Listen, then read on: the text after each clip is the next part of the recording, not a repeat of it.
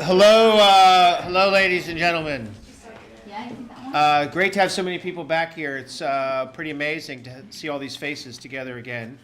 I'm just going to say a few words. My name is Jeff McDaniel, and good to be here at the 2013 Sarah Lawrence Poetry Festival. It's the 10th festival, and we have the founders here, people who started it out, and a bunch of other people who've worked on the festival over the years, and committee members and organizers. And it's a pretty amazing thing. And I was with Liz and Sarah and Kit when the festival started. I started to realize that I think my role at the festival has always been the Chicken Little of the Poetry Festival. Well, because I remember when Liz had this idea and she was talking to Kit and Sarah, I was like, okay, I'll help you guys. But I was thinking, no way, this is not going to happen. There's no way they're going to pull this off. I was no way this is going to happen. And every year I think I'm the Chicken Little. Oh no, the sky is falling. The sky is falling. And every year I'm amazed, and it's beautiful, and it's an amazing thing. So first, let's give, I think, the organizers this year. Every year the organizers work so hard, as the people here who've been on the committees work so hard to make this happen, and behind the scenes, and they are giving a gift to the campus. So first, let's begin by giving a big round of applause to this year's organizers, who are,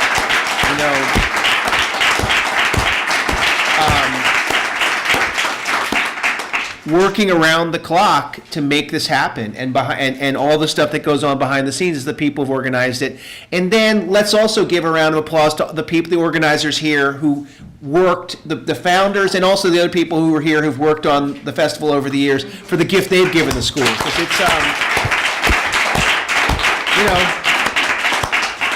it's an amazing thing. It's completely student run. Grads and the beginning more undergrad involvement, and it's been a beautiful thing, and it's been a great thing to watch, and it really is a gift to the college to have so many poets here. So I'm going to step out of the way now. I do want to give a special shout out to Liz and Kit and Sarah. Starting this thing rolling and setting a great precedent, and it's awesome. And one of the great things about the festival is the student voices that they get to read. The decision early on to have each reading, there's an outside reader, and then there's an undergrad and a grad, and that's such a beautiful thing to see the voice being passed forward. And you guys are a product of that. Everyone here, I believe, has read in the festival before, so I know we're on a time frame, so I'm going to schedule. I'm going to step out of the way. I'll introduce the first reader, and then I guess each person will introduce the subsequent reader. So kicking things off is Kit Frick. Should I read her bio? No need. Should I read her evaluation from 2002? Kit was a wonderful president workshop. Okay, so first reader, Kit Frick. Hey everybody. Since I am also an organizer of this thing, I will just quickly say there are, I believe, 3 folks that are in the program that had not checked in with me, I'm assuming are not here. So if you are reading following Gretel, Eric, or Megan, if you're here, let me know now. No, okay. Just note that they're not here, so you're actually going following the person listed before them. So it's Gretel Claggett and Eric Fuhrer and Megan Plunkett. And when the person before you is reading, when you're up next, if you're not in an easily accessible space to the stage, just have a seat up here on deck. All right, let's get this thing going. This is on deck. This is on deck. All right, I'm going to read 2 poems from a newish series that I'm working on. Shoal. This is the meat of it, pink or unpink, rare or breathing still. In how many ways can we compare what makes us up to what we love? Cedar is to sailboat as flesh is to animal. We go on trying. The sway of my back collects what the sky gives away free. Number the drops until a pool forms. I am face pressed to the ground. A pool forms. Shallow is to water as shallow is to breath. There are many ways to signal danger. Someone erects a sign by my side. Please clear the area. Can be hazardous to boating. Bitter Lake. I could talk about the smell, but I'd rather listen to gulls. How their cry can be haunting in flight. Searchers, it carries with you. I've read birds can see beyond the visible spectrum, human spectrum. I sit on the hood of a parked car. I sit like I'm in yoga, like I could sit like this all day. No one compliments my posture or yells, "Hey, get off my car." There are magnetic fields hidden in plain sight. I try to sense one. If the light off this bitter lake is ultraviolet, if the eye could be a window to anywhere. And no need to clap after, we can all clap for everybody at the end. And the next reader up is Liz Ermider-Glodek. Hi, I traveled, so I didn't print it out, though I'm sure Susan would have let me.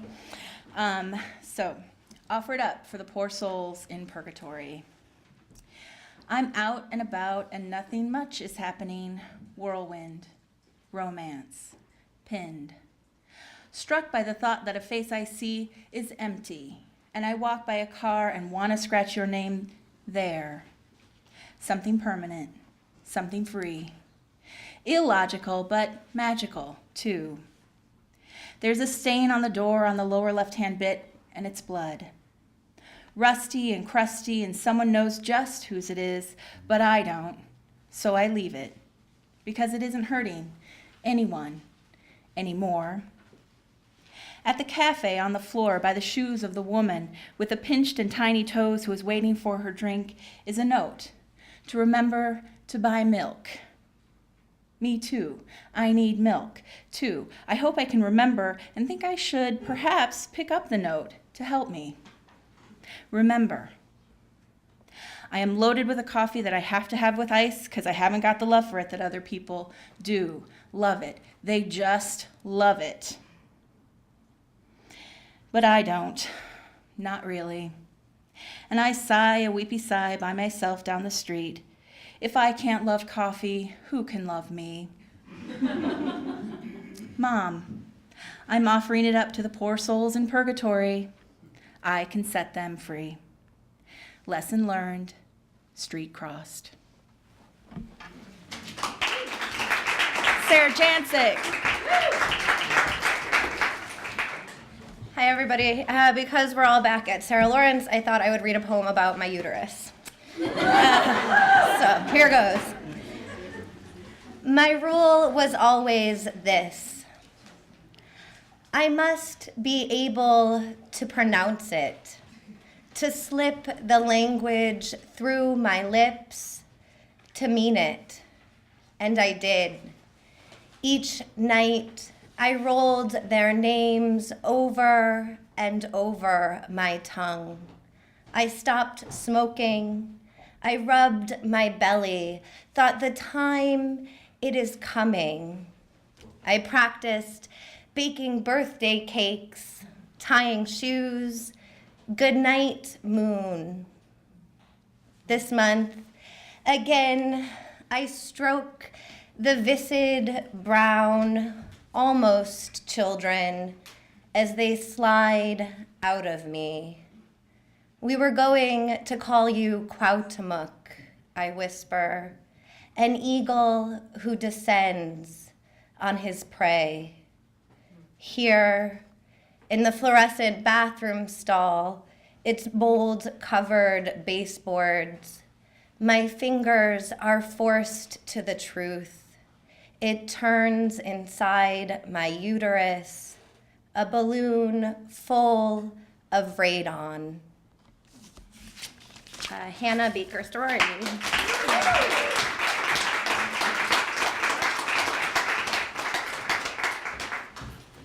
everyone. Thank you guys for doing this. This is wonderful. It's good to be back. I walked in the building and it smelled the same. I don't know if anyone noticed that, but like no time has passed at all. I am writing right now. Actually, I haven't written one in a year, but I'm writing poems about vice presidents of the United States. So my idea is that I'll write a poem for each vice president. And I like to say I'm still doing it, even though I haven't done it in a year, but it can be like a lifelong project. So I'm gonna read you guys the first one. I'm going in order too. So, John Adams. I'm thinking of you, Abigail.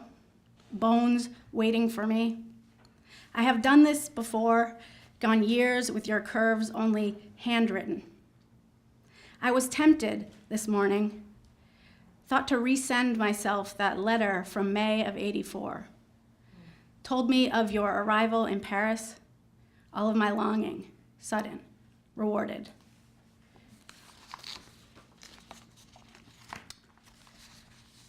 This poem comes from the Day Book in Chicago. It was like the news of the day in 1912, and I had a little project. A friend is doing a literary magazine from college, and I got to pick an article and write about it. So this is the little bit that I picked.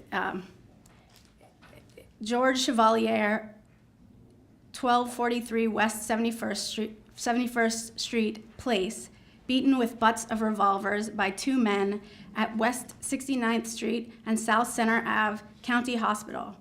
Internal injuries, was not robbed. From the Day Book, Chicago, Illinois, August 15th, 1912. Revolvers. I looked it up, the park, South Side, and the thwack of pistol butts whipping him. I don't know what he did, but because I am, I think he must have been. And what does that say about us as a whole? That we bear down on the other until he is bloody, to his spleen, internal. I don't imagine pistol whips happen for anything other than the sway of hips. Those hips not man enough, that George dancing home from rail work. And then this last poem I wrote at Sarah Lawrence when I was here, and it just got put in Best New Poets 2012. So it doesn't have to be that I wrote the poem in 2012. Just keep sending. I don't know why I sent it. I was like, I'll just send this one. And it turned out, so I want to read it to you guys because I wrote it when I was here in grad school, and it has this honor now. Like I wrote it in 2012, but I didn't. Okay. Beekeeper outside Escanaba, Michigan. In the Upper Peninsula, some bees made a connection with a body. The story is secondhand from a friend of a friend. It's not important to be there exactly outside Escanaba to know how she took her dress off. It was loose, light fabric, and bees were under it. A swarm began, so she removed the only layer slowly until, naked, she scraped honey from the comb. Thank you, guys. Next is Julia Barry.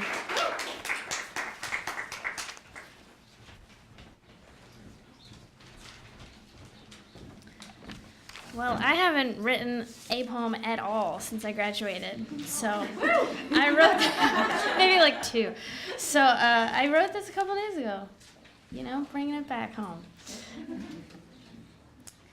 We are simply passing on the sidewalk when she says, I just wouldn't know where to bury him. My focus shoots up like a rabbit's ears, nerve antenna twitching at the sound of bad news. This is the first warm, luscious day of spring, the time to pack sweaters and trunks, for love song bass to shake cars' asses. This is the beginning of laying in fields, kissing long and tender in the street. These are days made for bare legs and arms, fruit vendors and fairs, for fat birds to fluff in the city dust while you buy the world's most terrible ice cream from the neighborhood truck and love it. But where is she woman I'll never see again, going to bury him. Was he a dog, finally too old to climb the hall stairs? Was he a grandfather who never secured his plot? Was he a friend who decorated his body with a bullet's hot stars?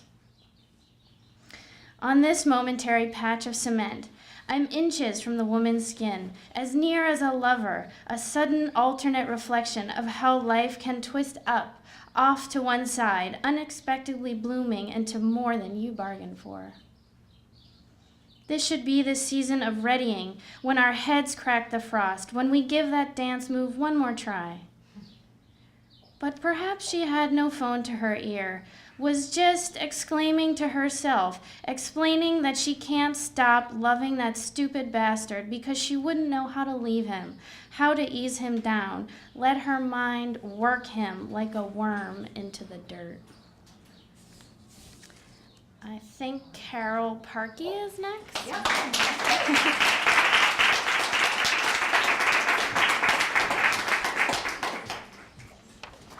Hi. Julia, I think the wait was worth it. It was great. Thanks, Kit, Sarah, Liz, and Jeffrey. I'm going to read 3 short poems. The first one is Pink. I'm headed southbound on Central and stop at the Yonkers Avenue light. Another car pulls up on the right. In it, a man and his poodle, both ungroomed and hoary. As if snatching fish, they begin to kiss. The light long, and they so very hungry. What leads a man to French his dog? What keeps a woman watching? It's February, the world's gray as scum. Why begrudge them this flicker of pink, ecstatic tongue? Okay, the next one is, why does no one speak to me about houseplants anymore? A sprig floats in a carafe on top of the TV. I'm a shitty mother who doesn't bother to change its water. My own needs: make the coffee, take a pee, no smoking. Can this be a life? No smoking and wanting to sleep. Last month, I ate a potato each night before bed. The skin tasted like dirt because I'm a lazy potato scrubber. This month, I stopped washing my hair. And the last one, pine cone. In a downtown park on a day before crocus, a pine cone. 100 wooden petals glistening with pitch, each tip milk white and eucalyptic. For whom does such magic flow? A woman presses ooze between finger and thumb, then rubs it along her gums. Could pine sap be her elixir? Or from deep in the cone's dark throat, the pine seed, her pill? She takes it, chases it with the fist of city snow. Thank you very much. And our next reader is Judson Simmons.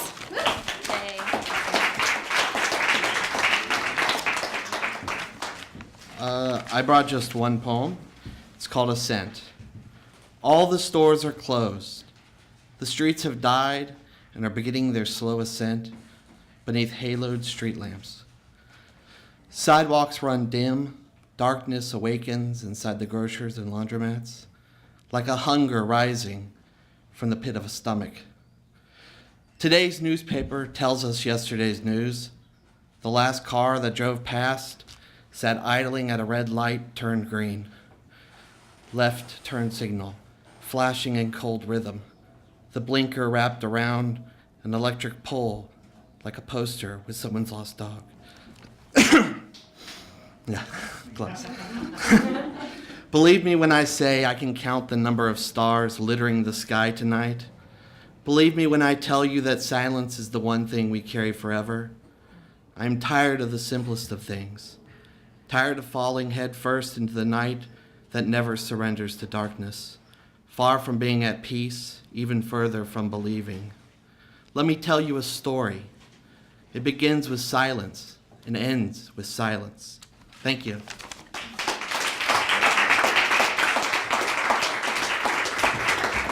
Chris Hansen, Nelson, yeah. Thank you. I think it's worth checking. I think some of the people who weren't here at the very beginning checked in have come in. Megan is here, so whoever follows Megan, give her a chance because you'll be following her. Okay.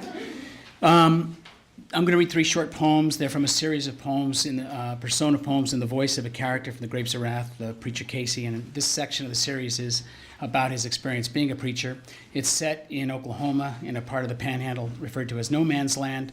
And he was a roadside preacher, which was in the fit of this desperation. People often turned to any type of solace they could find, and people would spring up and become preachers on the side of the road out of the blue. And this is what this guy did. And it was I think a plus and minus experience for him. But anyway, they're also often called jackrabbit preachers. And this first one's called Jackrabbit Preaching. Have you ever walked on your hands? What do you think you'd see? You'd see your big, ugly feet waving in the air like flags on a flagpole. You'd see your beet red face, eyes bugged out, mouth smiling upside down, and the ringing in your head would be the cackling howls of the nearly beloved, would be the clawing caw of the Holy Spirit, crowing out of wide trap yaps. And you would not know who was shouting, and it would not matter. So as your precious blood ran to your head and slammed a hammer down on your noggin, and you would not know if the shouting getting louder than all the cries in heaven calling, louder than the alleluias came from you, and it would not matter. Nothing would matter. And this one is called A Voice in the Whirlwind. I have heard, have given ears to that voice, have wondered my head if I concocted it myself. I have run from that voice. Job knew, Moses too, he heard it cry out of the burning bush. Sometimes, not many, that voice in the whirlwind exploded out of me like a holy smoke tornado. And folks knew, they always know.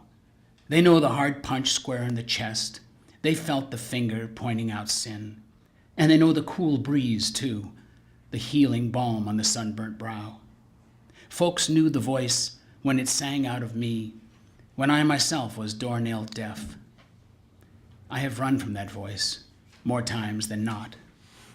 And the voice knows I did not know, knows I did not claim to know, though I wanted to know and meant to know, if there was knowing to be had. And then the last one is just a reflection, which if you had read the series, you'd know that he has troubles with women, springing from his being a preacher. It's called Farmer's Daughters. A baptizing, that's what it is. A secret baptizing every time. Some holier than others, but each one a prayer. 2 souls, christening, something, pouring out the Holy Spirit. You think something. Maybe name each other. New names. Names you never say. Names you never say again. No, penny candy, that's what it is. Store-bought and overpaid. No grandma's family recipe here. Guess that why's the shiny wrapper. You take a bite and the tongue starts wagging, mouth all sticky, drip-dropping wet. You sleep your peepers and your sweet tooth grins like it's the first piece you ever had. But it's over, real quick. And friend, you're hungry, hungrier than before, hungrier than ever. And it's not nothing you'd remember, except maybe when you can't get better or you can't get nothing. You think real hard on that cheap candy then. Think it in your empty trap. Your tongue twitches, teeth clack. and your spit just runs, dribbles like a dumb damn dog. Proof, that's what it is. Two of you in the clean